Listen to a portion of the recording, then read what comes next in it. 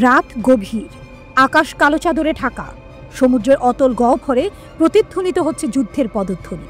হঠাৎ ধাতব অগ্নিশিখার তীব্র আলো ছিঁড়ে ফেলছে আঁধার। ভারত মহাসাগরের বুকে এক নির্জন দ্বীপের বুকে এসে নেমেছে যুদ্ধের প্রতিচ্ছবি।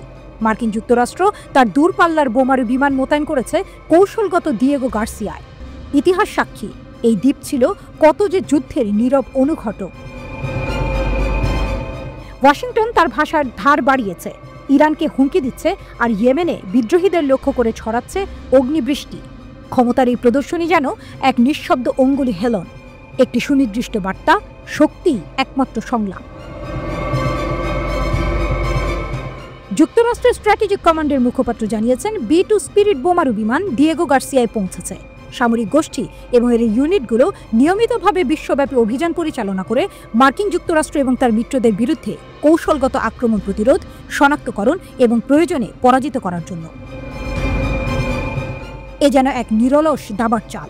ট্রাম্পের দাবি, তেহরান যদি তার পারমাণবিক কর্মসূচি নিয়ে কোনো চুক্তিতে না আসে, তবে অপেক্ষা করছে সামরিক হস্তক্ষেপ। এক নতুন সংঘাতের সুর বেজে উঠেছে। তবে ইরান নতজানু নয়, কখনো ছিলও না।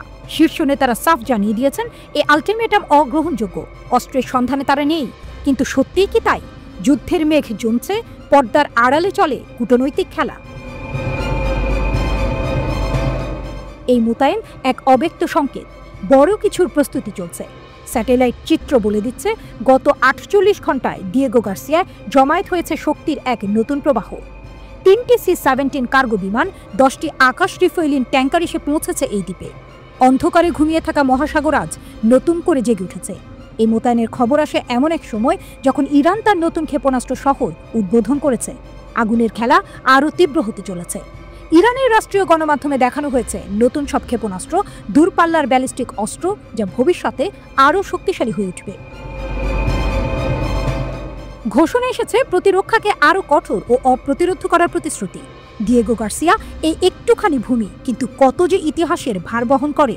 এটি শুধু এক দ্বীপ নয়, এটি মার্কিন শক্তির প্রতীক, যুদ্ধের জন্য তৈরি এক দুর্গ। এখানে প্রস্তুতি নেওয়া হয়েছিল আফগানিস্তানে 2001 সালের হামলার জন্য। এখান থেকেই যাত্রা করেছিল 2003 সালের ইরাক অভিযানের বোমারু বিমান। আজও সেই একই দ্বীপ, সেই একই ছকে সাজানো এক নতুন যুদ্ধের পূর্বাভাস দিচ্ছে। এই দ্বীপ যেন এক নিঃসঙ্গ সাক্ষী, আকাশের দিকে তাকিয়ে আছে।